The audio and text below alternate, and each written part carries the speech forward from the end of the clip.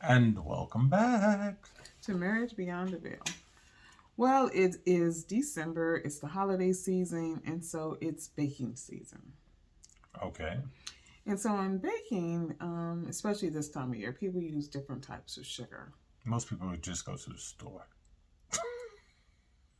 That's probably true. But for those people who bake. Yes, who bake. There are different types of sugar. Okay. So think about different types of sugar. What do you have? Well, there's granulated sugar that most people use. Then you have raw sugar. You have brown sugar, light brown and dark brown. But then you get into sugar substitutes too. Yeah. We just stick to just cane sugar. The cane sugars, right? So, and so we've got the raw sugar, the powdered sugar. Oh, confectioner sugar. Dusting sugar, sanding sugar. These are all different types of sugar that you use, but it all gets down to how they're refined. Okay. So do we want to talk about fructose? Let's not even go there. Okay.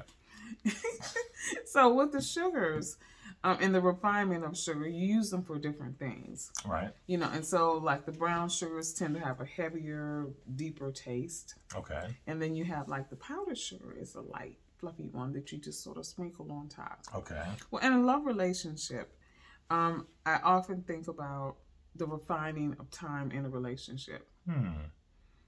So, you have the heavier, the deeper, darker sugars, but then, sometimes you have to have that light sprinkle of sugar. Ooh. A powdered sugar. Confectionery. A confectionery sugar. Okay. And in the South, especially, we honey baby sugar, everything. And the way that people come at you can be sometimes what I call sugary. Okay. So in a love relationship, it can be sort of the same thing. Sometimes. So what happens if you get too much sugar in your love relationship? Get too much sugar in your love relationship? Is that a thing? Yeah. Might be really sick. Because then it's syrupy and then it's fake. But what if it's just sweet? Just because it's authentically sweet?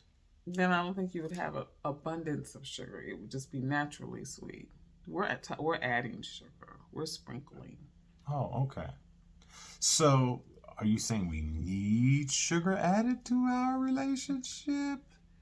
Not necessarily, but in certain situations. See, because I looked at the relationship like this. Okay.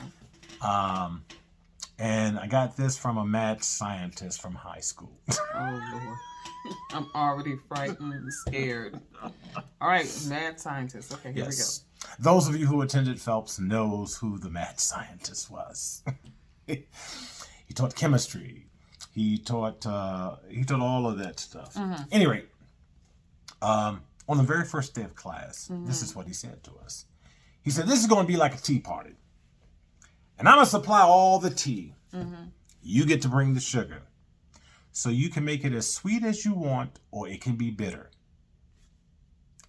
And I never forgot that. But in a love relationship, I think it's the same. It's a tea party. One of you is supplying the tea. The other gets to bring the sugar. Do you believe that? Somebody has to provide tea. Well, you don't think that it could be a situation where both are supplying tea? Then it would be bitter.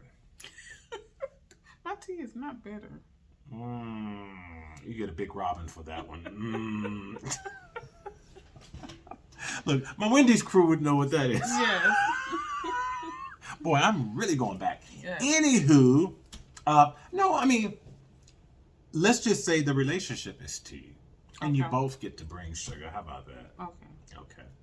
So, but you can make it as sweet as you want. Or it can be bitter. Would you agree? Yes. Yeah. So, I like a lot of sugar in my tea. And you don't like sugar in your tea at all. So then what do we do? I don't. You're not bringing sugar. No, I'm not. To the love relationship. Well, you're bringing the sugar, apparently. Okay, tea girl.